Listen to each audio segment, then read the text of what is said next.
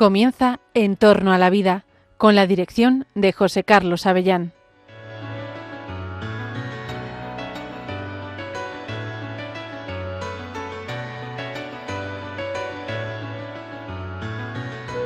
Buenos días o buenas tardes, queridos oyentes de Radio María. Os saluda José Carlos Avellán, en medio de la mañana, de los afanes del miércoles, en este horario que tenemos tan bueno para que mucha gente nos pueda escuchar con calma. En el horario de la mañana te invitamos a esa reflexión de En torno a la vida. Vamos a hablar de la vida, vamos a hablar de aspectos de la vida muy interesantes, aspectos bioéticos, aspectos éticos, de la vida en ciernes, de la vida adulta, de la vida sana, de la vida con enfermedad, de la vida que trasciende lo biológico, de la vida que nos ha sido dada por ese regalo inmenso y merecido del Creador. Estamos aquí en Radio María, te saluda José Carlos Avellán, que tiene el gusto de reencontrarse contigo cada 14 días. Este es el programa que le gusta a la gente que le gusta la ciencia, que le fascina la tecnología, que se asombra ante los avances que muchas veces no comprendemos muy bien, pero que vemos que van mejorando las circunstancias y las condiciones de vida de las gentes. Somos fans de las ciencias, nos gustan las ciencias. Nos gustan las ciencias humanas cuando sirven a la persona humana, cuando respetan su dignidad, cuando se convierten en un factor de progreso verdaderamente humano. Nos gusta la ciencia, nos gustan las tecnologías, pero como a ti, nos preocupa que se usen bien. Porque claro, como toda herramienta, como toda técnica, pues también las ciencias y tecnologías y las biotecnologías pueden ser usadas de muchas formas, para el bien de la persona o muchas veces o no siempre para el bien de las personas.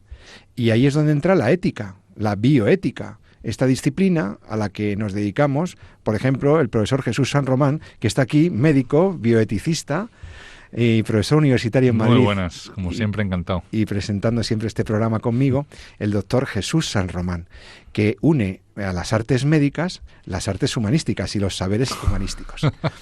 Pues estamos aquí contigo porque hay un avance tecnológico por excelencia, que últimamente se habla mucho de él, pero sobre el cual muchas veces no tenemos criterio. No tenemos claves para saber cuáles son sus verdaderos riesgos. No tenemos muchas herramientas para poder calibrar en qué medida ese progreso puede ser enfocado para un desarrollo humano, para el progreso de las personas. Y no es otro que la inteligencia artificial, la IA, la inteligencia artificial, que tú ya usas en muchos de tus dispositivos, en tu automóvil, en el teléfono móvil, en tantos artefactos domésticos, en tantas... es una verdadera revolución. Lo que hablamos es de una cuarta revolución industrial. Las tecnologías, dentro de las tecnologías emergentes y convergentes, la IA se ha señalado como un factor cualitativo, un salto disruptivo, dicen, en la evolución tecnológica. Estaríamos ante una nueva revolución industrial, una revolución tecnológica. Bien, pero sabemos, y el profesor San Román como médico también lo usa en medicina, la inteligencia artificial ya se está usando en procedimientos diagnósticos, en procedimientos clínicos, etcétera. Sabemos que es un avance prodigioso. Robots que nos van a ayudar muchísimo. Máquinas que aprenden. Inteligencias que se emplean para muchos fines, que pueden condicionar muchos comportamientos y muchas producciones industriales, etcétera. Bien, tiene un nivel ético clarísimo. Se puede usar bien o se puede usar mal. Y entonces resulta que hace años que ya la Iglesia está promoviendo diversos foros y procesos de reflexión ética. Desde otros foros políticos y de pensadores le han dado una vuelta a la orientación que debe tener la inteligencia artificial. Incluso ya hay una ley europea integral sobre la inteligencia artificial que cataloga sus riesgos y demás, pero nosotros queríamos profundizar un poco para darte claves. Oye, ¿es buena la inteligencia artificial? ¿Cómo puede ser más buena para las personas? ¿Podría haber algunos principios éticos que iluminen nuestro actuar y nuestro uso de esta tecnología? Pues los hay. Y para hablarnos de ello, el doctor San Román y yo estamos hoy muy bien acompañados aquí en los estudios de Radio María. Aquí a media mañana del miércoles estamos con nada menos que uno de los expertos mundiales en neurotecnologías, en tecnologías convergentes y en inteligencia artificial, que no es otro que Alberto Carrara, profesor universitario, sacerdote. sacerdote católico, por supuesto, en que él es decano de la Facultad de Filosofía del Ateneo Pontificio Regina Apostolorum en Roma. Él trabaja en Roma como docente, como investigador, es el líder de un grupo internacional de investigación en neurobioética. Si escuchaste nuestro programa, último programa de esta serie de En torno a la vida, él intervino telefónicamente para hablarnos de el cerebro y de las neurotecnologías, y hoy le tenemos aquí en los estudios en España, gracias a Dios, es tan gentil que nos dedica un ratico para hablar con nosotros de inteligencia artificial. Padre Alberto Carrara, profesor, doctor Carrara, querido, muchas gracias por estar en Torno a la Vida, bienvenido de nuevo. Gracias, muy buenos días, qué alegría poder estar físicamente ahora ya aquí en Madrid. Aquí en los estudios de Radio María, que hay, pues como usted ha visto, hay muy buen ambiente, aquí la gente es como un espacio, ¿verdad? Es un trocito de cielo lo que hay aquí, y los oyentes lo saben y hacen sus donativos y nos siguen con fidelidad, y la verdad es que aquí, este es el programa, padre, que usted ya conoce, en donde tratamos los niveles o los aspectos éticos, pero de las cosas, de las tecnologías. Pero quizá, antes de aterrizar en los aspectos éticos, convendría recordarle a los oyentes qué es esto de la inteligencia artificial y si realmente es tan inteligente como parece, o como los humanos. Bueno, el término inteligencia artificial es un término que se acuña en los años 50. En 1955 y 56, un grupo de matemáticos, informáticos, acuñan ese término en un congreso en Estados Unidos y juntan efectivamente dos realidades que son como el agua y el aceite, podríamos decir así, ¿no? La inteligencia, que es un rasgo típicamente, o ha sido desde siglos o miles de años, un rasgo típicamente del ser humano, y artificial, lo artificial, que siempre ha sido como ligado a la herramienta que el hombre desde siempre ha plasmado, imitando la naturaleza. Entonces nosotros desde siempre en cualquier civilización, cualquier cultura, desde cuando el hombre es hombre, somos seres técnicos. Construimos artefactos, imitamos la naturaleza para producir algo que nos sirva para algún fin, ¿no? Y los hemos hecho, piensen, ¿no? Todo el tema de la alimentación, el tema de la defensa y ofensa, desafortunadamente, ¿no? El tema de la guerra, ¿no? Es una constante común en todas las civilizaciones, etcétera. No tengo, para decirlo muy básicamente, no tengo un escudo como una tortuga, veo la tortuga, imito la tortuga, construyo un escudo para defenderme.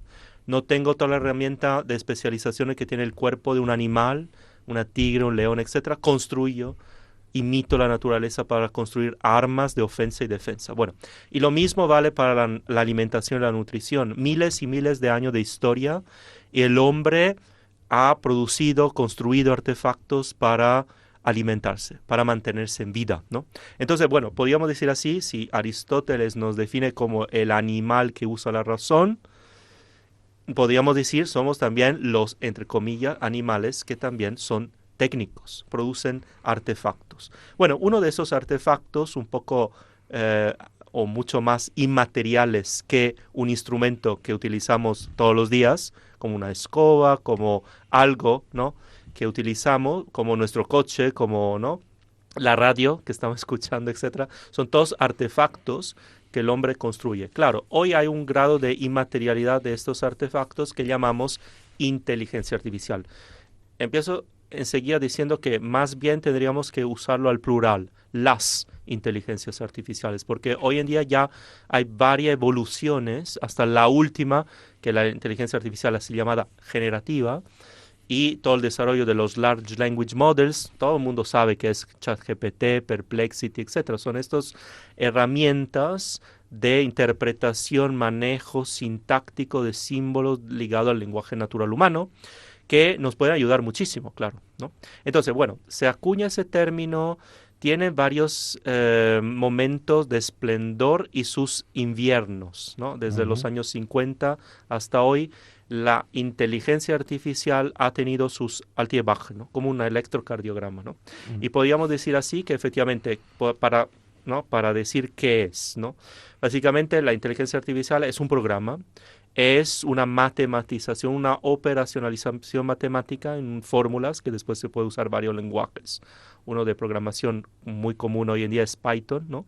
Para hacer ¿qué? Para obtener un código que es como el programa para hacer algo, que después ejecuta un robot, otro sistema, ¿no? Entonces necesitamos ese producto que es como el programa que después se soporte en algo que pueda producir un efecto o producir algo concreto útil para el ser humano, porque de eso se trata, ¿no? Todo el desarrollo de la inteligencia artificial desde los años 50, después dio primero todo el esplendor de la informática contemporánea, entonces todo lo que llamaríamos los software, ¿no? Que después están implementados en hardware físicos, ¿no? La computadora, ¿no? Entonces la computadora física es el hardware y dentro están unos software que son los programas que ejecutan algo, ¿no? Todo el mundo conoce, ¿no? Excel, PowerPoint y tal. Bueno, son herramientas que sirven para algo. Bueno, en el esplendor de los últimos, podríamos decir, años, pero muy recientes, las inteligencias artificiales se desarrollaron muchísimo más. ¿Por qué? Bueno, dos razones muy importantes. Primero, la estructura tecnológica. Hemos desarrollado computadoras, entonces hardware, que permite soportar y hacer cálculos en milisegundos y miles y miles o trillones de cálculos en poquísimo tiempo, ¿no? Entonces, la primera es el soporte técnico. Después con el adviento de Internet, hemos almacenado en ese mundo virtual trillones y trillones de datos humanos, ¿no? Piensa todos los libros, textos, informaciones que hemos subido desde las últimas muchas décadas, ¿no? De historia, desde cuando empezó Internet. Y hoy en día más y más porque estamos digitalizando todo, el ámbito clínico, sanitario, económico, financiero, etcétera. Estamos digitalizando prácticamente todo. Y podríamos decir así, hoy en día también los medios de comunicación social, incluso nosotros valemos, algunas personas dicen, una persona vale cuanto sus datos, ¿no? Que son cosas muy inmateriales, pero también reales porque tienen un efecto después. Entonces, bueno, esas dos características, trillones y trillones de datos y una capacidad operativa física de manejar rápidamente estos datos y almacenarlos, ha permitido hoy la condición para la cual hoy las inteligencias artificiales tienen el éxito que están teniendo en todos los sectores. No hay sector humano, desde el ámbito económico, médico, clínico, artístico inclusive, etcétera, educacional, por supuesto, etcétera, donde no estén implementados los algoritmos. Entonces podemos decir, padre, que hay una primera fase de las inteligencias artificiales en su evolución en el que se han convertido en capacidades de almacenamiento y gestión masiva de datos y eso ya de por sí ya era bueno porque nos ayudó muchísimo, nos estaba ayudando muchísimo. Pero hay un salto cualitativo, hay un salto disruptivo. Cuando usted habla de inteligencia artificial generativa, ¿cuál es la diferencia? ¿Cuál es el salto? Entonces, bueno, después hubo todo el desarrollo de lo que llamamos machine learning y deep learning, es decir, una evolución que permite encontrar dentro de trillones de datos patrones significativos que el hombre hubiera tardado siglos o miles de años para encontrarlos. Entonces, esos algoritmos, primero, son constructos que se entrenan a través del manejo de datos. Los datos son como el alimento para los algoritmos, ¿no? Y esos algoritmos están, sobre todo el ámbito del deep learning, están basados sobre las así llamadas redes neurales. Neuronas no tienen nada, sino el modelo conceptual de origen, que efectivamente se basa sobre cómo comunican las neuronas del sistema visual humano, y esos layers, esos estrados de neuronas que comunican entre ellos, fue otra imitación, en el constructo teórico práctico de estas redes neurales. Bueno, entonces estos sistemas ampliaron que primero tengo que tener muchísimos datos, entreno esos algoritmos sobre estos datos, que obviamente esos datos, y es muy crítico esto, tiene que tener, lo llaman los técnicos, tienen que estar etiquetados, es decir, tienen que ser manejados antes para que después el resultado sea significativo y válido, porque si no se introducen varios sesgos o el resultado no va a ser bueno. Entonces, primero hay toda una elaboración de los datos. Estos datos entrenan el algoritmo para un fin. Por ejemplo, yo puedo en el ámbito sanitario, ¿no?, tener muchas imágenes de la piel humana, ¿no?, y de las formaciones como neos, etcétera, o tumores de la piel, melanomas, ¿no? Entonces puedo tener miles y miles, cientos de miles de imágenes de la piel humana y entreno el algoritmo para que aprenda a distinguir una formación cutánea benigna de una maligna. Y entonces, cuanto más datos, cuanto más entrenamiento, cuanto mejor están primero dibujados y etiquetados los datos, mejor va a salir el resultado. Es decir, un algoritmo que después puede dar, no sé, un 95, 97% de acierto diagnóstico, por ejemplo. Y puede asistir, y ya hay desarrollo de esto en la MIT, en Estados Unidos, de algoritmos que ayudan al dermatólogo. No sustituye, obviamente, pero ayudan al dermatólogo para un cierto acierto diagnóstico, ¿no? Entonces, el ámbito sanitario, pero también el ámbito económico, los mercados. Hoy en día mucho va con esos algoritmos que van por todas partes, ¿no? Entonces, claro, y esas son todas evoluciones muy positivas, pero cualquier evolución tiene como una medalla que tiene doble cara. Un lado muy positivo, pero también tenemos, en la práctica misma, hemos tenido desde la implementación tan rápida de esos algoritmos y estas evoluciones de las inteligencias artificiales, también surgieron ya los problemas, ¿no? Estamos hablando con el padre Alberto Carrara, experto en inteligencia artificial, aquí, en Entorno a la Vida, en Radio María. Estamos hablando con él y con el doctor Jesús San Román sobre la inteligencia artificial, la evolución de las inteligencias artificiales. Y entonces hay un lado oscuro también en esa evolución de los algoritmos. Hay un aspecto crítico, hay otro lado de la moneda. Profesor Carrara, ¿cuál es el lado oscuro, el lado crítico? Obviamente, cualquier evolución tecnológica tiene su riesgo. ¿Por qué? Porque en sí cualquier descubrimiento científico es positivo. Después depende cómo el ser humano encausa ese descubrimiento o esa aplicación tecnológica y la puede encauzar para el bien y para el mal. ¿Qué significa bien y mal en ese sentido? Significa, desde mi perspectiva, si ese enfoque que le damos a la tecnología va a humanizar en todas las dimensiones del ser humano y no solo en una dimensión que podría ser que hace el ser humano súper más racional, pero le quita su emotividad, le frena en varias otras dimensiones. Entonces eso realmente no es una verdadera humanización. O, por ejemplo, otro riesgo es que no sea para todos los seres humanos, el tema de la equidad, y que sea un factor de aumento todavía más de la divergencia que ya está creciendo entre un grupo de súper ricos y la gran mayoría de las personas que se quedan más y más, siempre más pobres. Entonces, que la inteligencia artificial no sean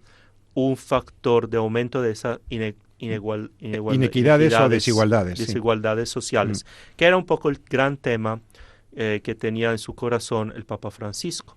Porque el Papa Francisco habló de esto, ¿verdad, padre? Claro. El Papa Francisco ha hablado 2 o 3 veces, ya habló más. En su momento. Papa Francisco introdujo, en el magisterio de la Iglesia Católica, su magisterio ordinario, por lo menos 5 veces, un término, un neologismo, que es el neologismo algorética. Algorética. Entonces, ese neologismo lo acuñó, de lo que yo sé, un filósofo del derecho, Luigi Lombardi Ballauri, italiano de Florencia, que acuñó en 2017 ese neologismo en el contexto, según él, algorética es la fusión entre bioética y roboética. Entonces, él veía el desarrollo de la ética de la vida y la búsqueda de reproducir la vida desde la perspectiva técnica, y del otro lado, entonces el ADN y del otro lado, el adviento de los robots. Piensa en los robots humanoides, ahora que salen por todas partes, ¿no? Estas últimas versiones más humanoides y que se mueven casi como el ser humano, bailan o hacen cosas, etcétera, de los robots que se están desarrollando, sobre todo en Oriente, en Japón, pero también Tesla ahora, ¿no? Y lo más está desarrollando mucho estos robots para hacer cosas concretas se supone para el bien de las personas. Entonces, Luigi Lombardi Vallauri acuña ese nuevo neologismo, algorética, como fusión entre bioética y roboética. Después, ¿Y roboética o robótica? Roboética. Roboética. Ética de los robots. Exactamente, correcto. sí. Muy bien. Porque bioética y roboética, y bueno, antes ya en los años 90 se había acuñado el término tecnoética, más general sobre tecnología y ética, ¿no? Bueno, después este neologismo lo introduce a nivel eclesial un fraile franciscano, padre Paolo Benanti, que conozco muy bien, que introduce el neologismo, el ingeniero informático, que había hecho una tesis doctoral sobre el tema de los cyborg, ¿no? En ámbito de teología moral. Entonces ha desarrollado todo ese tema y a través de él, la Pontificia Academia per la Vida, movida, impulsada por el Papa Francisco, trabaja lo que hoy es la Rome Call, se llama así, Rome Call o llamamiento de Roma for AI Ethics, por una ética de la inteligencia artificial. Profesor Carrara, usted es miembro de la Pontificia Academia por la Vida. Sí, correcto. Usted es asesor del Santo Padre, de los papas, en este organismo, que es precisamente el órgano que se ha dado a sí misma la Iglesia para iluminar los criterios desde el magisterio y la doctrina social de la Iglesia, ¿verdad?, a favor de la defensa de la vida, etcétera. Y entonces usted me dice que la Pontificia Academia por la Vida ha promovido este Rome Call for Ethics, este simposio, este conjunto de aportes para iluminar criterios éticos del algoritmo, de la algorética. Ah, muy bien. Es curioso porque cada vez que hablo de esto, ¿no? Y me sorprende más a nivel católico, ¿no? Pocas personas conocen que la Iglesia Católica, bueno, primero está en la primera línea en estos temas y segundo que ha lanzado ya iniciativas a nivel global que acogieron incluso personas no creyentes, incluso de otras confesiones religiosas, incluso personas ateas o grandes científicos del mundo. Entonces, la Iglesia Católica fue interpelada, fue llamada, podríamos decir así, a dar su opinión acerca de la ética y la visión antropológica sobre las inteligencias artificiales a partir más o menos de la mitad del 2019, cuando Brett Smith, el presidente mundial de Microsoft, vino al Vaticano y preguntó explícitamente: yo soy el presidente de Microsoft y soy un ingeniero informático y me doy cuenta que las herramientas que estamos desarrollando puede ser tanto bien, pero también tiene el gran poder, mucho más pervasivo de la fusión nuclear, de poder hacer mucho mal a la humanidad. Entonces se ve en la Iglesia, o reconoció Brett Smith, que no es católico, reconoció lo que el Papa Pablo VI siempre afirmó, ¿no? La Iglesia lo que puede aportar es ser experta de humanismo, ¿no? En humanidad, la humanidad, claro. En humanidad. Entonces, es muy increíble para mí, también llama la atención que personas no creyentes en otra religión y tal, valora la tradición humanística de la Iglesia Católica, que recoge toda una tradición de miles de años de historia de la Grecia clásica hasta la Roma antigua, pasando por Jerusalén. Entonces, una fusión de muchas tradiciones y que después en la Edad Media se ha codificado en una tradición que realmente por miles de años es la tradición donde surgieron las universidades. Es la tradición que dio origen al método científico. Es la tradición que ha generado tantos y tantos hombres y mujeres de ciencias, ¿no? Recuerdo que la primera mujer al mundo graduada es de mi ciudad, Padua, 1534, Elena Lucrecia Cornaro Piscopia. Entonces, en la Universidad de Padua, que es una universidad que después, bueno, que ha tenido ¿qué origen? Bueno, el obispo de Padua era, cuando se fundó en 1222, la Universidad de Padua, el obispo era el rector, como la Universidad de Bolonia, como todas las grandes universidades empezaron en el contexto católico. En el corazón de la Iglesia. En el corazón de la Iglesia, efectivamente. Eso de que la ciencia y la Iglesia... No, la ciencia le debe muchísimo a la Iglesia Católica aquí en Occidente, pero bueno. Pero no es solo la ciencia, es que no solo le debe, es que la ciencia misma nació desde cristianos convencidos, porque Exacto. el tema de creer un Dios logos, un Dios razón, que imprime en la creación una lógica es el fundamento implícito de cualquier científico, ¿no? Entonces, la Iglesia desarrolló a partir de 2019 una reflexión que el 28 de febrero del 2020 se presentó al mundo en una gran conferencia en el Vaticano. Se presentó la así llamada Rome Call for AI Ethics,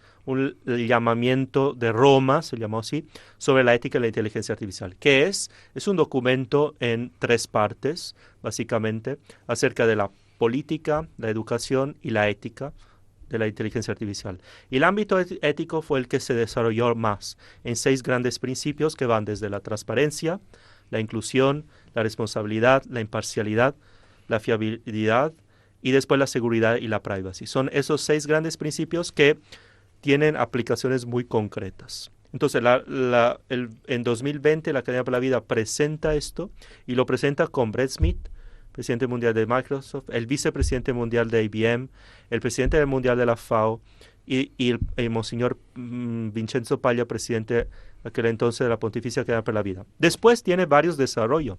A partir del 2020, ese llamamiento global, el presidente mundial de Cisco el año siguiente, 2021, firma también él ese acuerdo. Y después muchos otros. Y después el Papa Francisco en varias ocasiones, por lo menos 5 veces, ha hablado de la algoética, la necesidad de una ética para el desarrollo en favor del ser humano de los algoritmos. Y si se acuerdan, el mensaje de la Jornada Mundial de la Paz del 2024, 1 de enero del 2024. El 1 de enero del 24. Fue dedicado justo al tema inteligencia artificial y paz, porque el Papa Francisco, obviamente asesorado por toda esa tradición que creó la Pontificia Academia para la Vida, se daba cuenta del poder que tiene la inteligencia artificial. Primero, de causar más guerras y más empleo. Lo estamos viviendo, ¿no? Todas las grandes guerras que hoy hay están guiadas por algoritmos. La detectar dónde bombardear, la precisión, bueno, que no es tan precisión a veces, ¿no? Porque se cometen errores también. Pero bueno, los algoritmos están súper presentes. Pero también tienen la posibilidad de revertir, es decir, la inteligencia artificial la podemos usar para favorecer la paz. Para favorecer, decía el Papa Francisco, también el cuidado de la casa común. Entonces, esas son las aplicaciones útiles y buenas donde tenemos que encauzar la inteligencia artificial. Después, la última, podríamos decir así, fase, que después se conecta perfectamente en el magisterio del Papa León XIV, que recuerdo, el día siguiente de su elección, explicando a los cardenales su nombre, dijo: tomo el nombre León por León XIII, primera revolución industrial, y ahora estamos en la cuarta revolución industrial, las de las inteligencias artificiales. Entonces está clarísimo, el Papa está hablando, yo creo que estos meses el Papa ha hablado, no sé, como 7, 8 veces de inteligencia artificial, ha enviado mensajes a varios grupos y congresos en Vaticano sobre este tema. ¿Cuáles son las claves, los ejes fundamentales, las advertencias o las recomendaciones que está haciendo León XIV? Ahora está haciendo mucho hincapié sobre el tema de la dignidad humana y sobre el tema de no perder toda la herramienta de autorreflexión, de capacidad crítica que el ser humano tiene, en comparación con un uso de la inteligencia artificial que sustituye el esfuerzo humano de la reflexión, de la profundidad. Y eso está perfectamente, desde mi perspectiva, en sintonía con una visión como él es de Santo Agustín, ¿no? San Agustín. ¿No? En el interior del hombre está Dios y la voz de Dios. Y el hombre, cuanto más entra en sí mismo, se descubre y después también puede descubrir el mundo y los demás, etc. Entonces, esta capacidad de introspección, que es muy de Agustín, después la toman grandes autores y santos de la Iglesia, no último Santo Ignacio de Loyola, etc., en sus ejercicios espirituales. Pero esta capacidad de introspección sí la podemos perder si no nos acostumbramos a utilizar estas herramientas de una manera no crítica, ¿no? No crítica significa, primero, no saber qué son, y entonces caer en la trampa, porque están construidos para esto, sobre todo las inteligencias artificiales generativas, caer en ese error psicológico de pensar que la persona que contesta en ChatGPT no sea un algoritmo, sino sea una persona verdadera. Esto es un riesgo muy real. Muy real. O sea, a mí me ha pasado muy estar trabajando en la preparación de una conferencia, claro, y entonces el ChatGPT fabulosamente me hacía un montón de sugerencias. Y yo digo, esto ya no solamente está manejando los datos que yo le he dado, no solamente está haciendo lo que yo le ordené, me está sugiriendo claro, cosas de mejora, desde ciencias que no son las mías y por supuesto no las voy a usar, ¿no? Pero es fabuloso, y entonces te pones y te dan ganas de decir, oye, muchas gracias, pero me lo podrías decir de otra manera, hablarle como si fuera alguien, porque realmente estaba interpretando perfectamente lo que yo quería hacer y estaba sumando a mi creatividad la suya, si es que se puede decir que la máquina tenía creatividad. Claro, es que las palabras aquí, padre, son... Sí. O sea, el antropomorfismo, ¿no? Exacto. Entonces es un antropomorfismo, es atribuir a la máquina los rasgos que atribuimos a los seres humanos, porque la máquina está imitando, emulando, simulando un comportamiento que generalmente estamos atribuyendo al ser humano. Entonces, esa es la gran trampa. Claro, son súper eficaces, funcionan muy bien, etcétera. Pero entonces, el gran riesgo, ¿cuál es? Que ya se subrayó a partir del verano pasado. El New York Times habló de lo que, entre comillas, se llama ya el ChatGPT, la psicosis inducida por ChatGPT. Psicosis. Si hay personas, sobre todo jóvenes, sí, que chateando y contando todo de su vida. Algunos llega a 16 horas diarias conectados hablando con el algoritmo, con ChatGPT, y contando todo, toda su vida, y todo lo hace porque piden consejo a ChatGPT. Y después los ingenieros informáticos de OpenAI han estudiado porque OpenAI es la empresa que ha hecho el ChatGPT, para que no lo efectivamente. Entonces, OpenAI, ¿por qué? Porque en varias situaciones el ChatGPT, el algoritmo, con algunas personas se transformaba, es decir, actuaba como una cierta personalidad seductora hacia estas personas. Claro, el problema ¿cuál es? Para mí, no es tanto el problema del algoritmo, el problema es que personas que tienen ya riesgos, predisposiciones,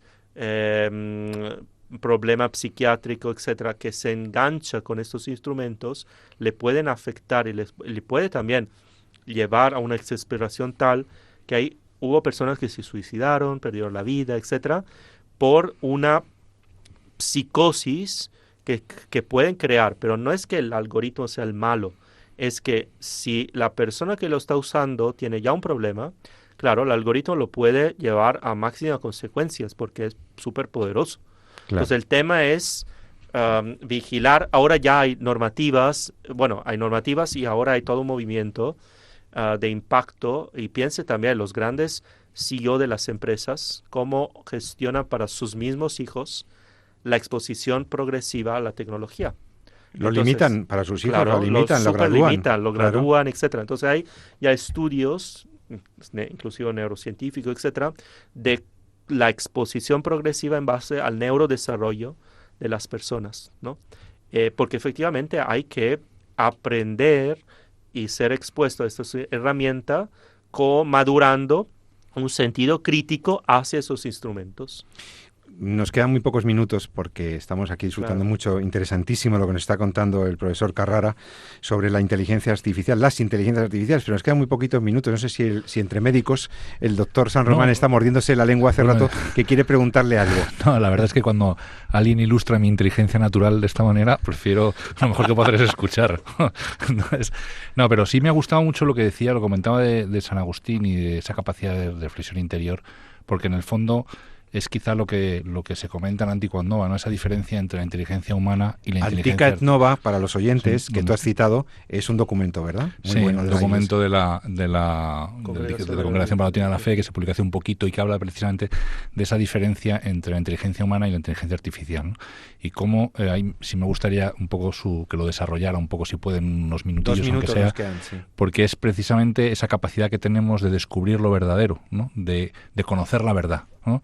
Lo que quizás nos diferencia del reduccionismo que puede ser la inteligencia artificial, de entender que la inteligencia es simplemente realizar operaciones de una forma más rápida, ¿no? Claro. Y eso la máquina podrá hacerlo, ¿no? Pero la máquina no podrá ser capaz, ¿no?, de conocer la verdad y asombrarse con lo bello y con lo verdadero, ¿no? Claro, sí, efectivamente, es uno de los grandes riesgos. En primer lugar, hay que subrayar el tema que el uso incorrecto de ese término, ¿no?, para lo artificial, ¿no? Porque primero ahora tenemos tantos estudios desde la psicología, la neurociencia, etcétera, que la inteligencia humana no es algo monolítico, es algo multistratificados, ¿no? Howard Gardner, uno de los grandes padres de la psicología evolutiva, hablaba de las inteligencias múltiples, explicando que la inteligencia humana no es solo la inteligencia lógico formalizable de la ciencia tecnoempírica, que es lo que también después imita las inteligencias artificiales, ¿no?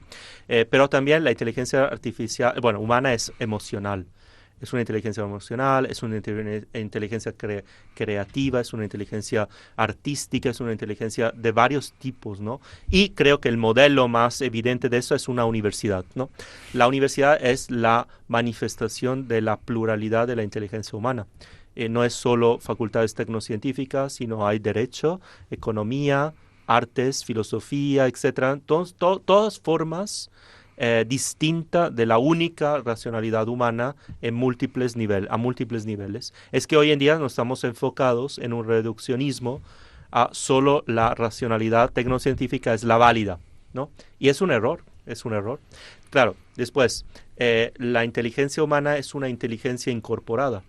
Entonces, el papel del cuerpo físico biológico es fundamental, algo que la máquina no tiene. Entonces, los algoritmos son, entre comillas, tan inmateriales que no tiene un cuerpo, ¿no? No tiene un cuerpo, no tiene, podríamos decir así, una historia, no tiene una biografía. Son siempre también, los algoritmos, siempre algo del pasado, porque se generaron en el pasado, ¿no? Entonces, nosotros tenemos historia, tenemos biografía, y es también lo que nos distingue. Hay un abismo entre nosotros y la inteligencia artificial. Y de hecho no me gusta nunca ponerlo, ¿no?, al mismo nivel, porque es como poner una escoba. Claro, la inteligencia artificial es mucho más desarrollada, pero es como poner un artefacto que usamos todos los días en comparación con el ser humano, ¿no? Y entonces es evidente que hay un abismo. El problema es que nos hemos acostumbrado muchas veces a no asombrarnos, y también es la capacidad de asombro, que va mucho también con Agustín, etcétera, es algo que la máquina nunca podrá tener, ¿no? Pues eso y otras muchas cosas, ¿verdad? El poder conocer al Señor, el conocer a Dios, claro, la verdad, el sentido del bien, que no sea algo aprendido, sino ese innato sentimiento de lo justo. Tantas cosas, capacidades, sensibilidades que la inteligencia humana tiene y que las inteligencias artificiales solo imitan con cada vez mayor cercanía y mayor acierto, nos ayudan mucho en la vida, pero como muy bien ha explicado el profesor Alberto Carrara, pues efectivamente tienen que estar orientadas hacia el bien de la persona y no confundirnos. Cuando utilicemos las inteligencias, ni personalizarlas, ni tampoco abusar de ellas, ni esperar lo que no nos pueden dar, ¿no? Y tener muy claro cuáles son sus límites y la adecuada orientación que tienen que tener. Padre, profesor Alberto Carrara, decano de la Facultad de Filosofía del Ateneo Pontificio Regina Apostolorum de Roma, esta gran universidad de Roma, coordinador del Grupo de Investigación en Neurobioética, miembro de la Pontificia Academia por la Vida. Desde Roma, pues ha venido a Madrid y ha tenido tiempo para estar con nosotros. Muchas gracias, Padre Carrara. Muchas gracias. Gracias por aclararnos tanto. Bendiciones. Hasta muy pronto. Y oraciones. Y que sigamos muy bien en el Adviento. Que le vaya muy bien. Buen Adviento, Padre. gracias. Bueno, queridos oyentes, pues después de este interesantísimo coloquio con el profesor Alberto Carrara, vamos a recomendarte que escuches una recomendación muy importante. Tú sabes que Radio María la hacemos voluntarios, la hacemos personas que dejamos nuestro tiempo con sumo agrado, desinteresadamente, por la Radio de la Virgen, por su labor evangelizadora, por su labor de acompañar a las personas, por su labor de misionera que hace la radio. Esta labor necesita sostenerse materialmente también. Y para eso, de vez en cuando, en el año, hacemos campañas para solicitar vuestra ayuda, vuestra colaboración, para que todos veamos la posibilidad de echar una mano al sostenimiento material. Escucha esto y enseguida volvemos aquí, en Entorno a la Vida. Hasta muy pronto. Todos recordamos esa escena evangélica en que Jesús, al ver a aquella viuda que ofreció unas pequeñas monedas al templo, señaló a sus discípulos que aquella mujer había echado más que nadie, porque, añadía el Señor, los demás han echado de lo que les sobra, pero esta, que pasa necesidad, ha echado todo lo que tenía para vivir. El propio Hijo de Dios se nos ha entregado por completo al compartir nuestra vida desde el pesebre a la cruz. También María y José pusieron sus vidas al servicio incondicional de Jesús. ¿Y nosotros qué estamos dispuestos a hacer para prepararnos al nacimiento de Cristo? En Radio María queremos poner nuestro trabajo, ondas y técnica para prolongar la voz de los ángeles que anunciaron el nacimiento del Salvador. Podremos contar con tu ayuda en forma de oración, sacrificio, testimonio apostólico y donativo. Así lo hacéis tantos bienhechores y voluntarios a los que un año más os agradecemos haber dado lo mejor de vosotros mismos, como la viuda del Evangelio. Tú también puedes colaborar. Puedes hacerlo sin moverte de casa, con una simple llamada al 91 822 8010, a través de Bizum con el código 38048 o en nuestra página web www.radiomaria.es, en el apartado Donativos, donde verás los números de cuenta para realizar una transferencia o ingreso bancario. También puedes hacerlo con tarjeta o PayPal. Santo y feliz tiempo de Adviento con José y María en la espera de Jesús. Y bueno, ya estamos con todos vosotros de vuelta aquí en Entorno a la Vida. Estás escuchando Radio María, el programa de la Radio de la Virgen en el que hablamos de la bioética, de los aspectos éticos de las biotecnologías, de las ciencias y de su dimensión moral, social, humana, más humana. En la primera parte del programa, después de la pausa que hemos hecho musical, de escuchar estos minutos de música, antes de eso hemos estado pues hablando con el profesor Alberto Carrara, que nos ha estado explicando los aspectos éticos y humanos, antropológicos también, de las inteligencias artificiales. De manera que ahora queríamos cambiar de tema y proponerte otro tema muy interesante. Vamos a hablar de un tema profundamente humano. Las biotecnologías y las ciencias biomédicas se orientan a ayudar a las personas, por ejemplo, a las personas que no pueden tener hijos de manera natural. Hay personas que por cuestiones de infertilidad o de esterilidad, por cuestiones muy diversas, no han podido alcanzar esa legítima ilusión de tener el hijo por los medios ordinarios, naturales.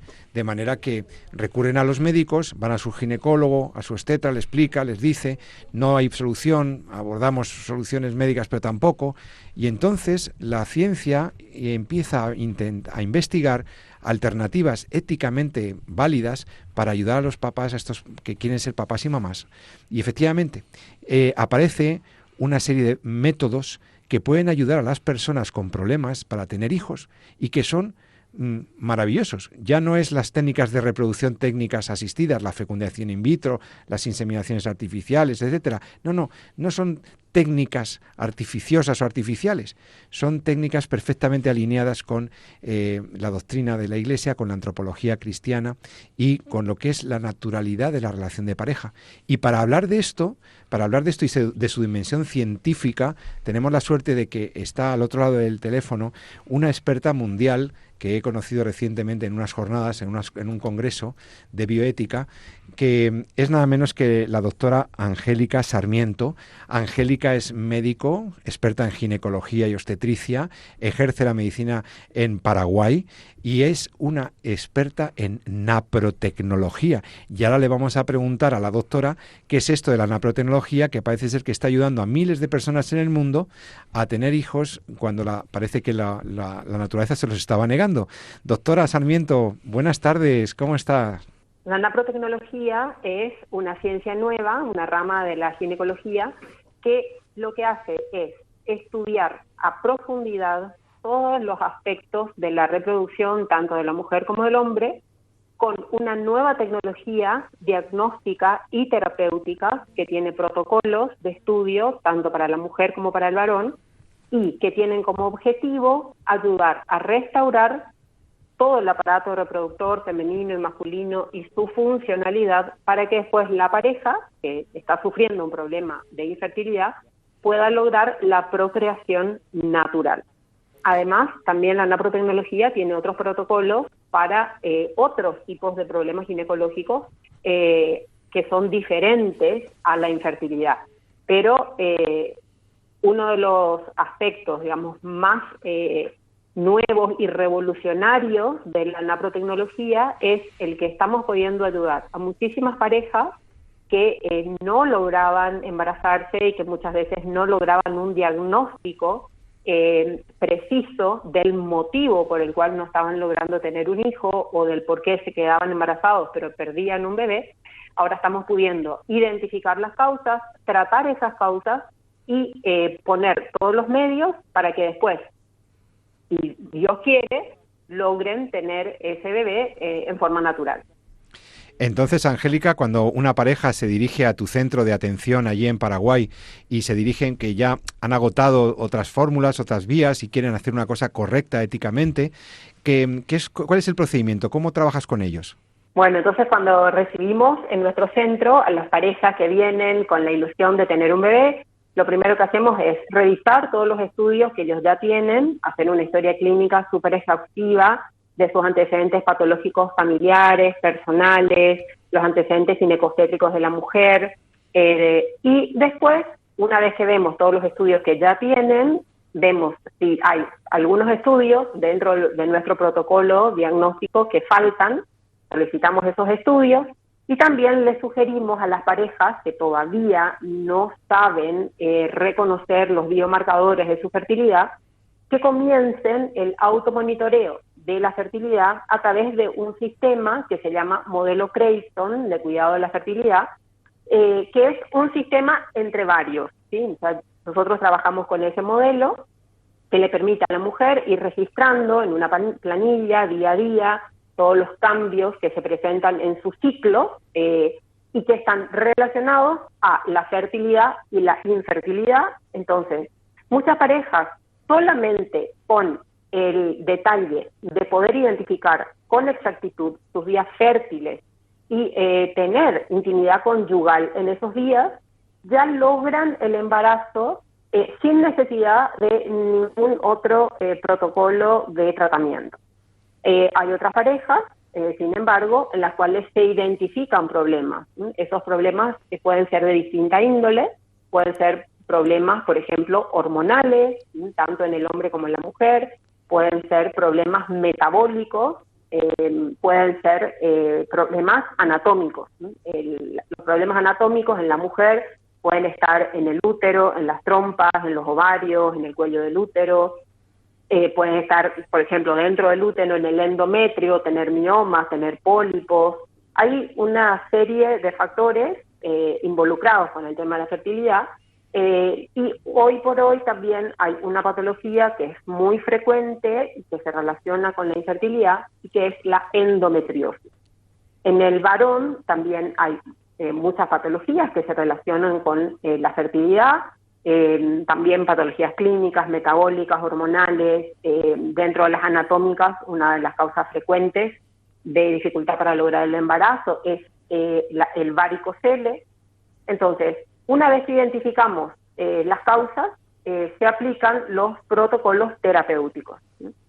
Hay una serie de patologías que se pueden tratar en forma hormonal, por ejemplo, si la mujer o el hombre tienen problemas de tiroides, problemas de diabetes, aumento anormal de la prolactina, alteraciones de las hormonas sexuales.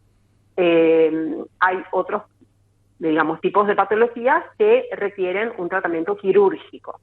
En la mujer, por ejemplo, la endometriosis, la endosalpingiosis, los quistes ováricos, la poliquistosis ovárica, la presencia de adherencias pélvicas, la presencia de miomas, o si hay una oclusión tubárica. O sea, todas esas situaciones se tratan mediante cirugías, generalmente cirugía videolaparoscópica.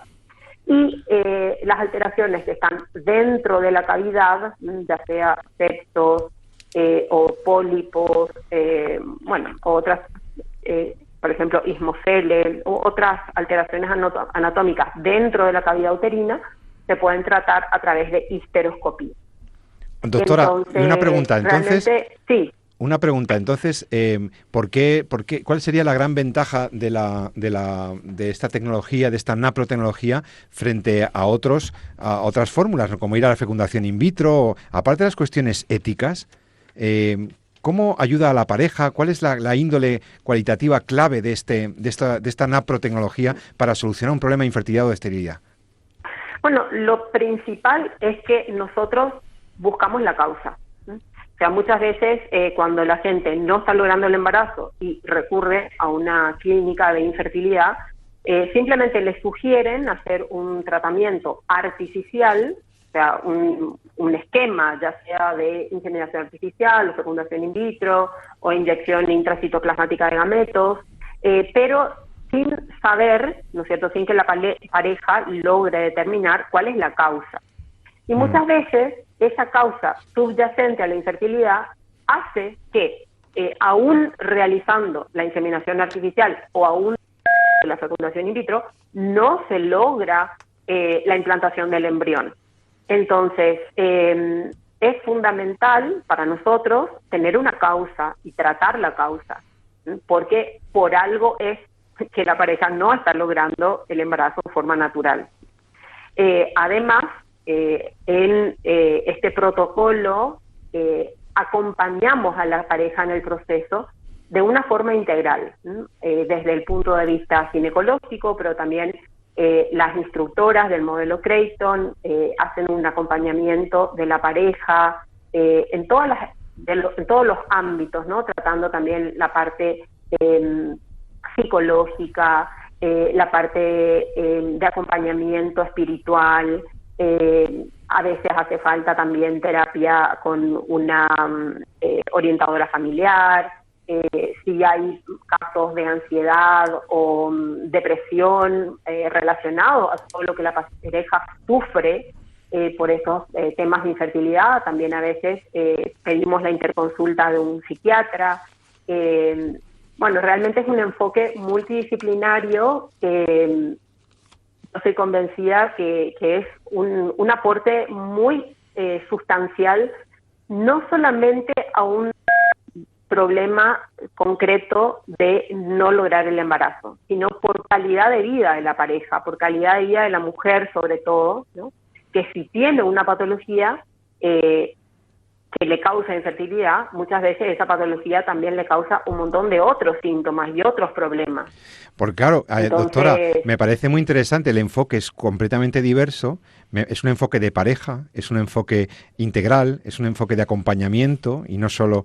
Y claro, las parejas, por ejemplo, una pareja que está pensando en ir a fecundación in vitro o a las técnicas de reproducción asistida en general, ¿no cree que deberían informarse primero de esto? Porque esto es más barato, es más ecológico, es más natural y encima es ético, no hay pérdidas embrionarias, todos los problemas que tiene la in vitro, aquí no están. ¿No deberían informarse los de in vitro antes de lo que es la naprotecnología?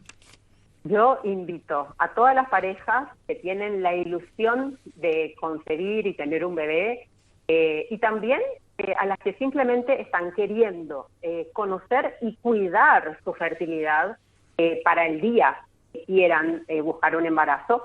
Les invito a conocer este ámbito maravilloso de la ginecología, que es la naprotecnología. Con un sistema de automonitoreo de la fertilidad, que es el modelo Creighton, de cuidado de la fertilidad, ayudan a conocer el ciclo, los biomarcadores, toda la belleza y la riqueza que tiene el ciclo en la mujer, y también a identificar si hay problemas en la salud reproductiva tanto del hombre como de la mujer. O sea, esto no es un tratamiento propiamente de reproducción, es una medicina restaurativa de la fertilidad. Y en comparación con lo que es fecundación in vitro y ese tipo de enfoque, podríamos decir que tiene costo cero, en el sentido de que, ¿qué es lo que tiene costo? Lo que tiene costo es aprender el modelo Creighton, que es invertir en una maravilla de autoconocimiento y que la pareja le enriquece profundamente, y después diagnosticar problemas y tratarlos. Una vez que esto está solucionado, la pareja se embaraza en forma natural, ellos solos en su casa sin ninguna intervención médica. Entonces realmente es un enfoque 100% diferente a la fecundación in vitro, que no tiene ningún problema ético ni de ningún tipo, ¿no es cierto? Porque lo que hacemos es cuidar a la pareja y restaurar la fertilidad en el caso de que haya un problema. Pues muchas gracias, doctora Angélica Sarmiento, experta mundial, ginecóloga y experta mundial en el método en naprotecnología. Y muchas gracias por tus palabras. Tenemos muy mala conexión telefónica ahora, pero ha sido muy clara y te agradecemos mucho, nos ha ilustrado mucho. Gracias y que Dios bendiga tu trabajo allá. Un abrazo muy fuerte desde España. Pues hasta aquí hemos llegado. No podemos despedirnos más de la doctora Sarmiento, que se cortó la comunicación, le agradecemos mucho. Y a todos vosotros también os agradecemos mucho vuestra atención y que hayáis seguido este nuevo programa de En torno a la vida. Jesús San Román, hasta dentro de 14 días. Encantado, hasta siempre. Profesor Alberto Carrara, hasta muy pronto. Buenas tardes. Hasta pronto. Buenas hasta tardes. Luego. Buen viaje a Roma de vuelta. Gracias. A todos vosotros nos escuchamos en 14 días, si Dios así lo quiere, en la Radio de la Virgen. Y no olvidéis lo que siempre os digo. Ama la vida y defiéndela.